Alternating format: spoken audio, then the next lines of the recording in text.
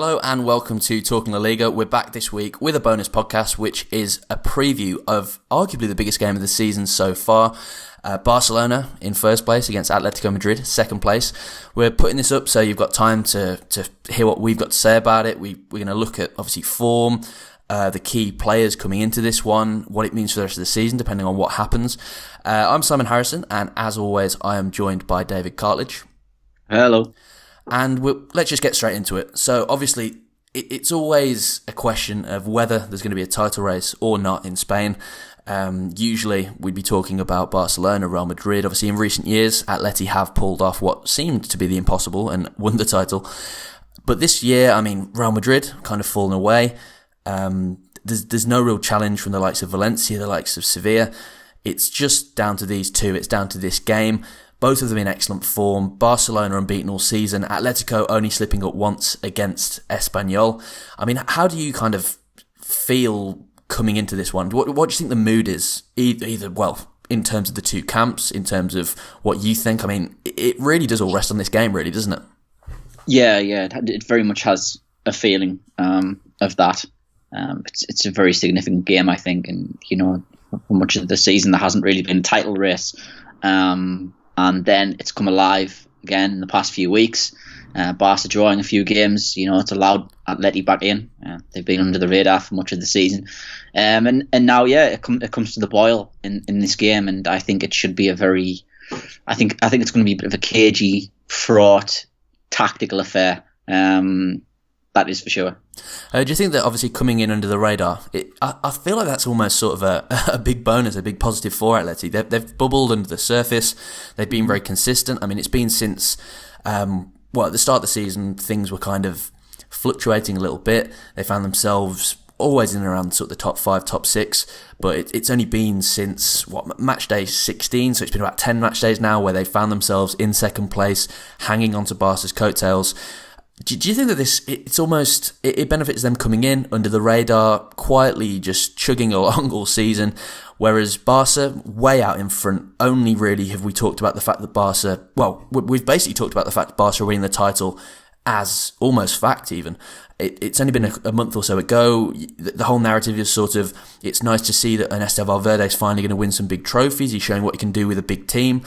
Now it's not so sure, is it? I mean, if Atleti were to win at Camp Nou on the weekend, I mean, for me, Barca, if they can slip up this weekend, they've already shown, as you said, they've slipped up. They've drawn 3 times in the last 5. And obviously, that still means they're unbeaten. They're still on this, I think it's a 33-game now unbeaten run in LaLiga across the end of last season and the start of this. It's obviously still a crazy record. Can you consider it a blip, considering, obviously, they've done so well, won so many games, they're still unbeaten, regardless of the fact that this is a blip.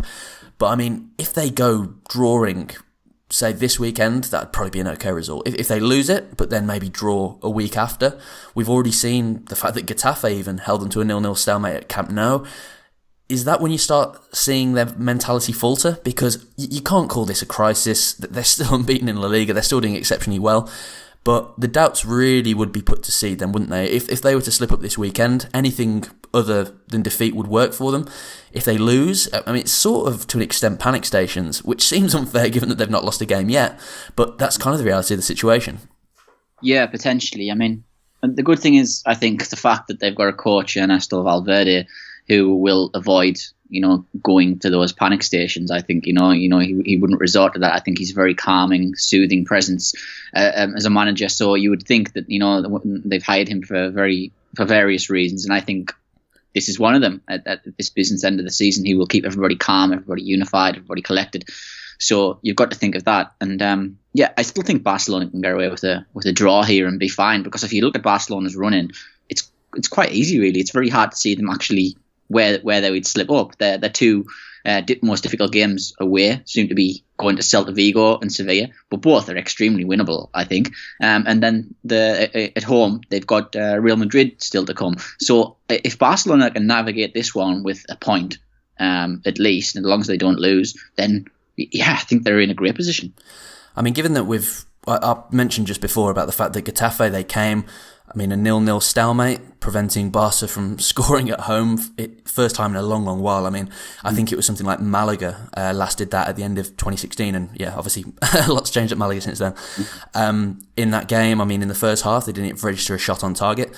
Do you think that kind of the way that Bordalas' style of football fared, obviously sitting in, 2 banks of 4, a lot of fouls to kind of break up the flow of the game, that's something that maybe we haven't seen as much of from Atleti this season? They're not the traditional Atleti, they're not the Atleti that won the league. But I mean, it's got to feel good for Simeone that they can sort of go back to basics if they want and seemingly be able to frustrate in a similar way to Getafe managed to. Or do you think that this is going to be a bit of a change of style? I mean, to put it into context a little bit, I suppose, I mean, against Sevilla recently, Griezmann found himself coming deeper, helping out. Costa a bit more of a lone presence up top in terms of kind of his average position. The next week, obviously, against Leganés, they had a lot more license to get forward. Griezmann, Costa, both playing as a front two, linking up a lot more higher up the pitch. I mean, which way do you kind of see Atleti setting up for this one? Because you've said that you think it'll be cagey for both teams. They're both going to be very, very frightened to lose this one based on the consequences it'll have in the rest of their season. We know that Barca are going to want balance. They're going to want to have a bit of the ball settle down. But I mean, from an Atleti point of view, what do you think the best way to go in is? Is it a Bordalas-esque break the game down, really slow things down when possible, rely on playing on the break? Or do you think they, given the confidence that they're coming into this game with, can they be a bit more adventurous? You know what? I think they should go and be a bit more adventurous. I think the last 2 games, obviously, there's question marks over the opposition, Sevilla and Leganés, who they took apart. Obviously, Barcelona's a different level. But yeah, they're in a good mood right now, playing a certain way. So why break that up? Why then deviate from that and then break it up? Why don't keep the momentum and then carry on to the end of the season playing like this instead of changing tact again and going back to that regressive way? I understand that a lot's on the line, and if they do lose this game, then they are out of the title race. It is over with. But no, I'd be positive. I think they've spent too long being negative. You look at the games against Karabakh this season. They were extremely negative. or don't. I'd recommend not looking at them. Yeah. So yeah, I'd recommend okay, obviously you don't want to, but looking at those games when they were negative, they didn't come in with the right mentality, I don't think, when they could have been a lot more positive, won those games, and then they would have been through the Champions League group stage. So they have to draw on that and say, let's be positive against Barcelona. I mean, it's going to be easier to be positive given you've mentioned, obviously, the fact that Costa, Griezmann, they've been linking up well. I mean, Griezmann, 7 goals in his last 2 La Liga games, looking unplayable. Costa, since he's come back, really heavily involved in everything going forward that Atleti have done. Mm-hmm. I mean, it's those two, I would say, that can really have the defining say on this game. Obviously, you can never rule out the fact that Lionel Messi, he's always a factor, yes, of course. But in terms of anything that Atleti do, I mean, arguably this is... I would say personally that this should be the most frightened that Barcelona have been for a while. I mean, maybe even looking back to last season, they kind of, when they played Real Madrid in the first El Clasico of the season, coming into that game, there wasn't kind of there was no real need to be really frightened by them, I don't think. This is the first time where they're coming up against a side where, I mean, their front 2 are in excellent form. There's not a great deal of depth behind that. Obviously, Kevin Gamero, he's been scoring in the Europa League, but not really doing a great deal in the domestic football in Spain. I mean, just what are you expecting to see from Griezmann and Costa? Are we expecting to see a Griezmann and Costa that are playing with confidence in that sort of front 2, looking to link up? Or are we going to see Griezmann doing what he's done for quite a bit this season, and it's been a shame, which is coming really deep, helping out, really battling? Yeah. Or do you think it might be a case of, okay, well, we'll settle in, we'll let Diego sort of lead the line, we'll hit him as the focal point and look to play off him, and Griezmann will come back, help Harry get into the halftime break, still with something to play for, and then change tact? Or I mean, what do you think? Because you've got the fact that Barca, they've got Gerard Piqué, who's been having problems with his knee recently. He was rested midweek, but you could definitely look at him and think, is he as fit as he could be? Yes. You've got the fact that Sergio Roberto will undoubtedly be starting at right back, and while he has been extremely good for Barca over the last 12 months or whatever in a position that wasn't his natural one, there's always that idea that it's just not quite his natural position. He's done extremely well, but there's no reason why a player such as Felipe Luis can't do some damage down that flank either. They have to expose those areas. I think we've seen, the not completely, strong down that right hand side. I think Barca, there's a few doubts there. I think especially with Semedo's injury, they haven't got a natural presence there. So Sergio Roberto will probably have to drop in once again. I think, how much support is he really going to have from, say, Coutinho or Dembele, whoever may start? That's interesting as well to think of that. Rakitic and Busquets are going to have to come out and cover. That may leave gaps for Koke to just push up and just play in that little arc off Griezmann and Costa. So that's an interesting thing to think about as well. So I think Felipe will have a big role to play, as he always does, of course. I mean, it's going to be I think that's probably going to be the key sort of matchups. I mean, it's got to be out wide. For example, last game against Las Palmas, Coutinho and Dembele both came off the bench, but the vibe of that selection from Ernesto Valverde, while it did have some big hitters, there was a small amount of rotation. Obviously, Jordi Alba was suspended, so he's now coming into this game this weekend fresh. But the fact that Coutinho and Dembele both came off the bench, they weren't started, potentially protected, give them a little bit of time. Obviously, both of them, Dembele's come back from injury, Coutinho bedding in, so it's going to be interesting to see, was it rotation in terms of he wants them as his starting wide players at the weekend, or is it just protecting them? Because obviously they've come in some undue criticism. Valverde knows what he's doing in terms of making sure these players are acclimatising properly. But if they do both start, it would be Coutinho out on the left-hand side, Dembele on the right. I mean, it'd be interesting to see what does that mean for Iniesta. Does that mean we'll see Iniesta for the last half an hour? Potentially, does he come in then where he can make a difference? But defensively, definitely, it would be interesting to see, because while Dembele, Coutinho, they will work for the unit, I mean, Alba, Sergio Roberto will be looking very, very exposed. And if there's one thing that has really started to become prevalent in Atleti's play, I think even more so when Felipe Luis is out injured for, 3 weeks or so, was just how good Sime Vashaiko has been for the last month or so. He's been a revelation. And it's not as though he's one of these players where he's been in the shadows and you don't know what to expect from him, and he's come in and done well. He's not a Loren for Betis. He's a player that has come to Atleti from Sassuolo with a reputation. There were other clubs chasing him. He's been misused for the best part of 2 years, really. And we've seen so much more from him in terms of his final ball, in terms of his energy. He's prepared to get forward. I mean, when they played against, I think it was against Sevilla, Juanfran started at right back, and he's just nowhere near as adventurous. It could be the case that Felipe Luis and Sime Vashaiko are two extremely key players in this. I mean, not only do they provide the width, that they can stretch this Barcelona side, they can kind of dictate a little bit in terms of, does Valverde's midfield kind of step out and look to dictate things? Are they second guessing the fact that Atleti could get in behind? I mean, Vashaiko, he's a real threat, isn't he? I mean, we've not had the chance to talk about him for I don't know, but before the turn of the year, we didn't really have much of a chance to have a talk about him. It was only when Juanfran was out, that was when it became a possibility, which is a real shame. But he could really have a huge impact on this game too. We've talked about Costa, we've talked about Griezmann, but Vashaiko, I mean, he's another player that's come out from under the radar to an extent, and he looks extremely good. Yeah, and he's just been very direct in his attacking work. I think, first and foremost, he's supported in that sense, because Atleti do require that a lot of the time from their fullbacks. When things do get a little bit compact through the middle, they do push them on quite high up. We spoke about Felipe Luis, but yeah, Vashaiko, he's kind of looked at Felipe Luis's game. Something similar in terms of how he supports the attack, but he's more based on crosses and just getting, on the overlap and just driving crosses in, driving balls in. And our association play is extremely important, and it's good to see, because it did look like he was potentially, we've seen a lot of players leave Atleti. We were assuming that Vashaiko was going to be one of them in January. I mean, it's good to see him staying. I mean, they've lost over the course of, since the summer transfer window. You're talking about the likes of, Moya most recently to go, Carrasco, Gaetan, gone. The likes of Torres, these are players where they've been linked with moves away. It's not happened yet, but we've seen Vieto go, Augusto go.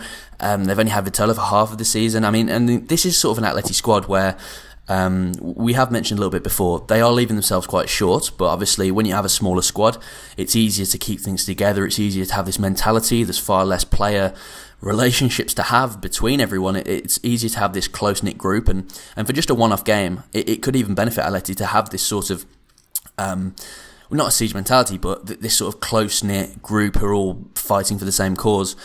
But he does leave them a little bit short. Would you say? I mean, they've not got the likes now, for example, of Carrasco to come off the bench, potentially stretch a game. I think that Carrasco really, in a game, for example, if Simeone's side, they got into the half-time break, 0-0, something like that they get into the last half an hour, they need someone direct, someone that can run at players, because that's kind of something that Atleti did lack at the start of the season. It was only really Angel Correa and Griezmann that offered a little bit of that. Now they have got Felipe Luis back fit, they've got Vashaiko back fit, they've got a bit more about them in terms of some penetration out wide. But it would have been really useful to have Carrasco in a game like this. I mean, running at Roberto, cutting inside, looking to make things happen with a bit of pace, a bit of flair. Do you think this might be, even though I think the bigger picture is that Atleti won't miss him all too much, for a game like this, he could have been quite useful, I would say. Yeah, I mean, I think he had one of his best games against Barcelona, actually, funnily enough. I remember when Atleti went down to 10 men and Carrasco was playing, and he was I think he was sent off later on, and he was just phenomenal, I think, at Camp Nou. So yeah, he's got a good record in these games, but yeah, he's not there, and he would have been useful. Players like that are obviously useful because they can break down that block, basically. So now it's over to Correa maybe to do that. And Saul can run at people as well. Thomas is good from deep areas in terms of dribbling as well, and they might have to look at that Atleti, I think, to get themselves out of trouble. Well, I suppose the last sort of little area to look at in terms of players for Atleti, it is that midfield. You just mentioned Thomas, good from deep. Saul, given that freedom, he can make things happen as well. But outside of those two players who they've been doing well recently, obviously Thomas getting that new contract, which we mentioned on the last podcast. But, I mean, Koke's role, you said before, would it mean the way that Barca's set up, it could give him some space to play, to dictate? For people who might not have had a chance to, say, watch Atleti for the last few weeks, it's been a congested fixture list. There's been a lot going on. It's hard to fit all of the football and watch all of the games as we know ourselves.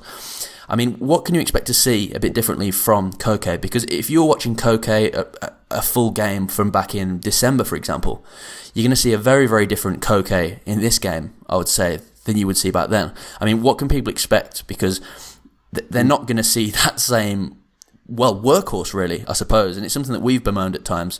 They're going to see someone a bit different.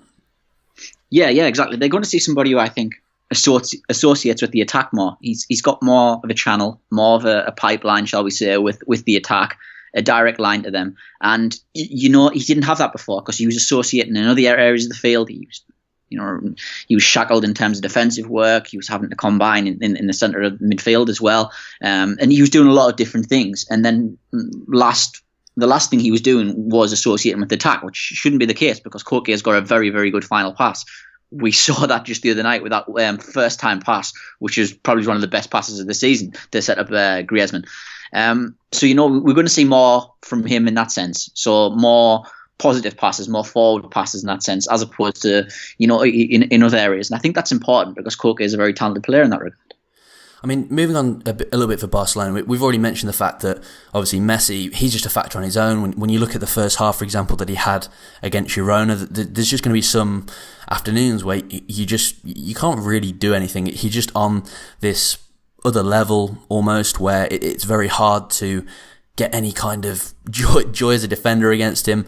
Everything that he was playing in that game in Girona was coming off. His weight of pass was just spot on. In terms of inviting fullbacks forward, it was just, there weren't really enough words or compliments to give him. He was that good, and that obviously could come to pass at Camp Nou. He's proven for club and country that he can be the man to step up, to score important goals, to be the difference maker. But, I mean, outside of Messi, that is obviously a huge factor, and it could well be the one that decides the game. But, I mean, where are you looking at hurting Atleti? If you're Ernesto Valverde, what do you think he's going to be looking to do? Because we know that Valverde maybe is a bit reluctant to take risks at times, but equally he's not afraid to make changes when he can see, things to exploit, gaps and ways to hurt other teams. I mean, looking at this Atleti side, they're coming into this game in phenomenal form, keeping a lot of clean sheets. They've got one of the best goalkeepers in the world. I mean, what are you looking at as Valverde, as a Barca? Well, just looking at Barca, what would you be thinking are the ways to go about making sure that, Atleti can't just set up like Getafe did and really frustrate?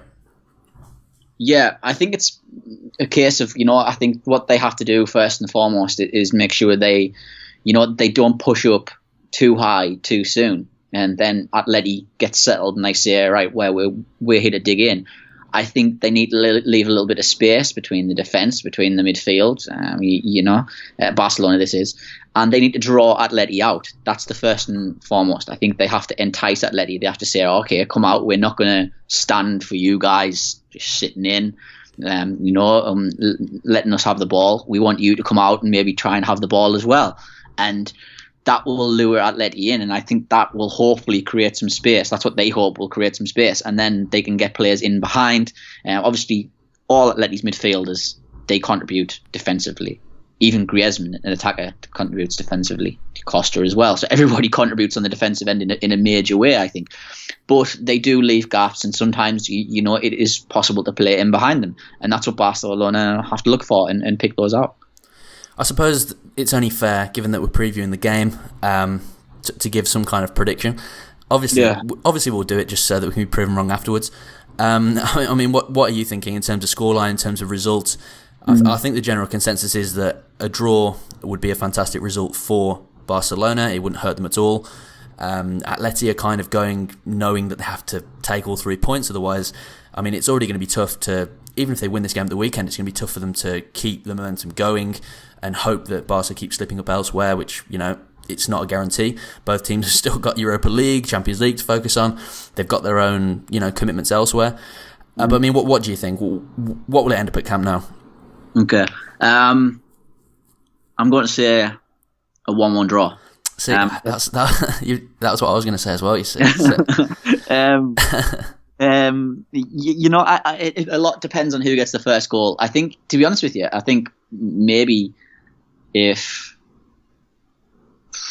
it's so difficult, it really is. I think it's just going to be so tight, this one. It's hard to say. I think definitely cagey at first. I could see it getting into the half-time break, 0-0, and then it's kind of down to which coach blinks first in terms of making changes. Valverde's good with his changes, can probably make something happen. It depends. I mean, I suppose we'll have more of an idea when it comes down to what teams are named. Do we see Barcelona midfield with Paulinho and Iniesta, in the wider areas? Do we see a Barcelona side with Coutinho and Dembele in the areas out wide? I mean, if that was the case, if we saw an Iniesta, a Paulinho, it'd be interesting to see how Paulinho's physicality would come into it. But I think that would be more of a team where Valverde wants to see them through, stay balanced, look to see what Messi can do, but then bring in the likes of Dembele and Coutinho in the second half against some tired legs. What can they do if there are a few more gaps to exploit? But I mean, for me, I would say a 1-1 draw would be about right. We know that Atleti, they don't concede a lot of goals. They've got an extremely good goalkeeper. While you can look at some figures like Godin and you can think, okay, they're declining. As a unit, they all work very, very well for each other. We've seen them kind of solve a few problems in midfield recently, and up top, I mean, I don't think it can be understated the fact that Barcelona will be very, very preoccupied by having Griezmann and Costa to face up to an attack. It will mean that they're not going to be looking to push on too early. They're not going to want to take any risks too early and potentially, get hurt. And when you're playing against an Atletico Madrid side and they've got a 1-goal lead, how many times this season have we seen them close out, be really negative? I mean, I can remember them playing away against Celta Vigo, and that was against Celta Vigo, who weren't necessarily in the best form at the time, and they got that 1-0 lead, and they were just absolutely happy to sit back and say, right, well, try and beat us, but we're going home with the 3 points in this 1-goal lead. So, yeah, I would say 1-1. I mean, I could easily see the fact that Barca could take the lead and then Atleti fight back. I think if Atleti score first, it would kind of be down to someone like Messi, a particularly good pass from Iniesta potentially, something like that to unlock the gate. Dembele, does he come and do it? Does he a factor? Do you start him even? Do you take the risk? I think it will be a safe selection to start with from Valverde. I could easily see it being an Iniesta, Busquets, Rakitic, Paulinho midfield, potentially even Alex Vidal, just to have the balance and then to see what they can build from. But it would be very entertaining if they were to go with Coutinho and Dembele out wide. I mean, that almost automatically means that we might not really see all too much of Felipe Luis and Vishaiko in the first half, because Atleti won't want to be giving away, making any mistakes, giving away the first goal. They'd be playing themselves into trouble by doing that. So it'll all come down to the starting lineups, but as it stands going in, I would say a draw. Barca would be happy with it. Atleti certainly wouldn't be unhappy with it, even though it isn't the perfect scenario for them. And I think it would just be an exceptionally good football match to watch. Yeah, I know. I kind of agree with agree with all that what you've said. I mean, so Well, I suppose it's now down to you guys to let us know what do you think, what scoreline we're going to be looking at, how is this game going to affect the rest of the season. I mean, it's kind of a do or die moment in my opinion for Atleti, but if you've got a different opinion, you're welcome to disagree with us. I mean, let us know on Facebook, on Twitter, @TalkingLaLiga. You can also find us on Instagram, @TalkingLaLiga as well. And we'll be putting out another kind of podcast in reaction to this game, given that it's so big. We've previewed it. We've talked about what we think will be important beforehand. But, I mean, after 90 minutes, we could have been absolutely completely wrong. We could have seen a goal fest, some players having an impact that we didn't foresee, maybe some changes from either coach to, kind of be a little bit scared of what they're going up against, given that it's such a high-stakes game. So keep an eye out for that too. And then going into next week, we'll have the usual podcast, the weekly recap of all the LaLiga fixtures, but maybe, not as heavy on Barcelona versus Atletico Madrid. So thanks for listening, guys. Let us know on social media what you think coming into this game, and we will talk to you again soon.